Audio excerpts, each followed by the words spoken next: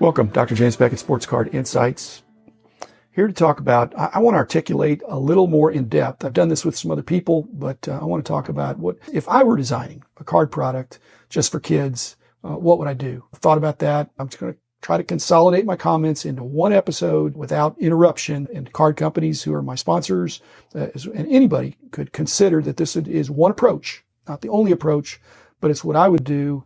Because I think that the card companies would love to include the younger generation and to make a product, but they need to make money on it. As I think the price point has to be lower, so the costs have to be lower. That's where I'm coming from. Thanks, sponsors.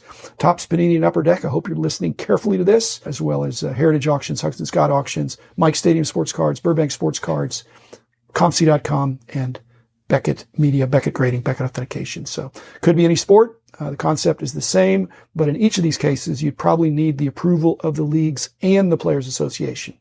But I'm wondering why they would withhold that approval if it's really promoting the game and the cards to the younger generations. I would be hopeful that the leagues and Players Association would have a real can-do attitude if one of the card companies came to them with an idea similar to this. Again, lower cost box, still got to be profitable, so you got to control the costs. The way I would do it, I would have a huge set. The sets I'm thinking for each of the sports, the real stretch is basketball, but 1,200 different cards in the set. So 1,200 cards, which is really 1,200 different players or celebrities or persons, subjects. So it's about 40 per team, depending on the sport. It would be a challenge to complete. You would need a lot more than one box, but if the collation is good, you wouldn't get a lot of duplicates. I think this is more intended for team set collectors, more so than complete set collectors. Frankly, I don't think this is a great set for player collectors, and you'll see why in a minute. Even the distribution could be regional. If there's a team orientation to it, West Coast, East Coast, Midwest, Southwest, whatever, you could have some distribution concept that would be regionally packed out, perhaps. So all cards are identifiable to a team. There's no combo cards. Every card has a team designation. There's no confusion as to which pile it would go in. So it's 40 cards for that team and no shortchanging any team that has less popularity. Every team would get the same egalitarian approach. So it's not 50 Yankees and 25 Twins. Okay. So no insert cards.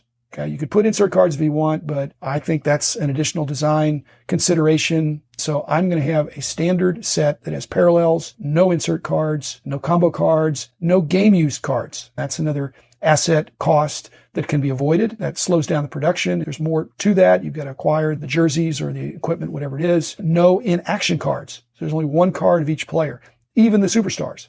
So if you're looking, it's going to be a challenge to get your player. In fact, finding even the base card of Mike Trout or your favorite player might take 3 or 4 boxes, depending on the configuration. I don't know if it's $1 a pack. It's not super cheap. That would be super cheap, but at any rate, you'd have to buy 4 boxes to get your player. The other interesting thing, no autographs so there will be autographs in the product, but the only autographs I'm going to put in are no cost autographs.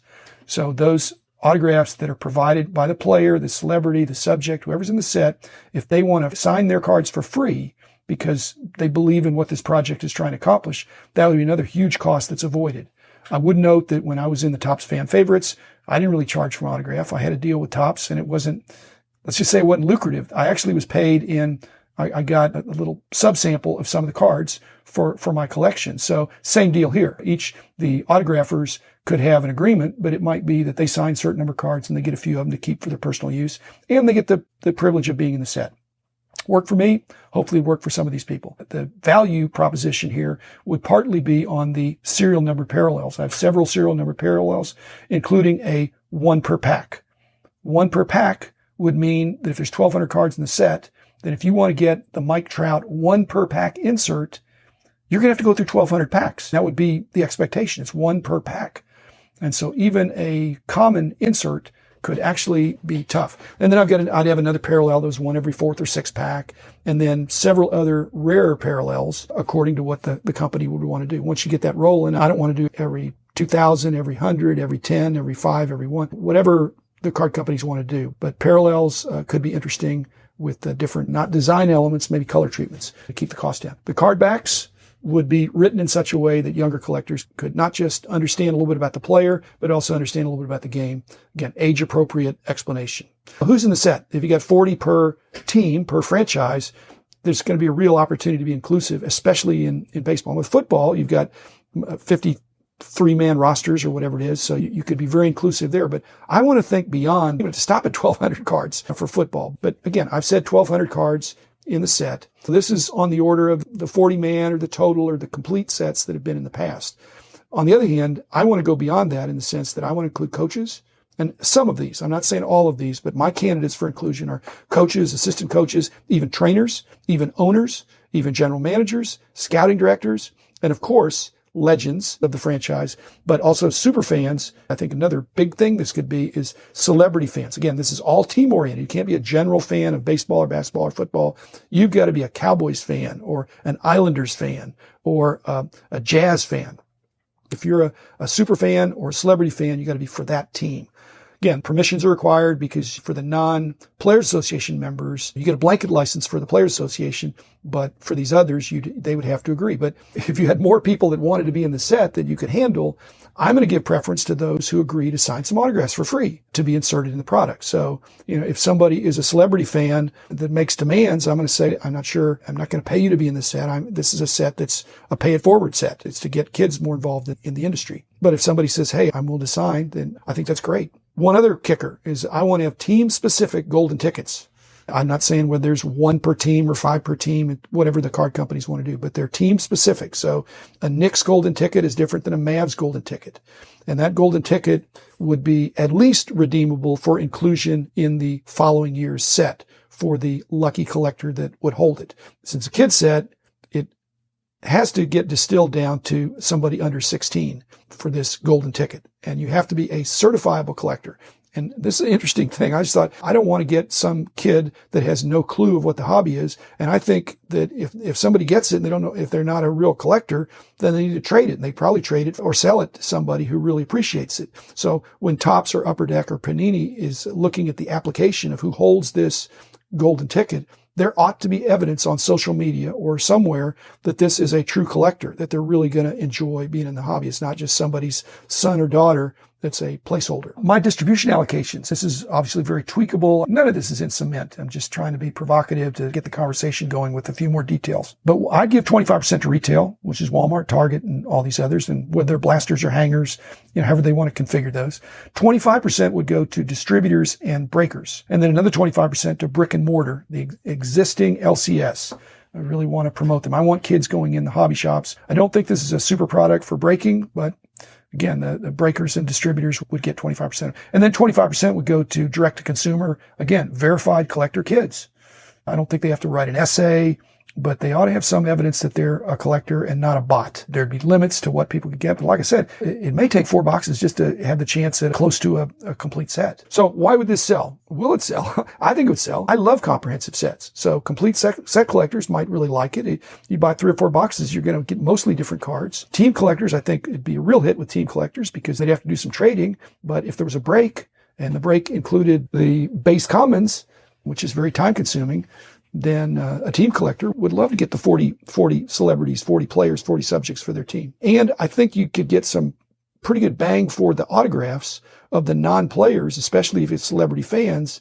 If these autographs are a fairly tough pull, that could be an interesting media attention situation of these unusual subjects in the set who have autographs or parallels that have no other cards, perhaps.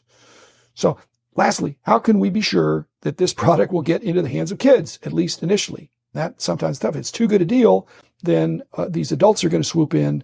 I don't think that's what the intention is, but by broadening the distribution and by making it not such a great deal, I'm convinced that one of the reasons the price of wax goes out of sight is not because there's more value in the pack on average than what you're paying for. It's that, although that can be true, it's that they're going for the grail cards, for the whales, for the huge cards that are there. And if they're paying to be in a break or paying to buy a box of cards, it's because of the highest potential card they can get. I don't know that the highest potential card, the easiest Mike Trout parallel, as I said, we 1 per 1,200 packs. So that might be tougher, but Mike Trout's got a lot of other cards. You probably will not have big autographs, although there'd be unusual autographs, and you're not having any patches or memorabilia cards. That should dampen the investor fervor to give the kids a chance.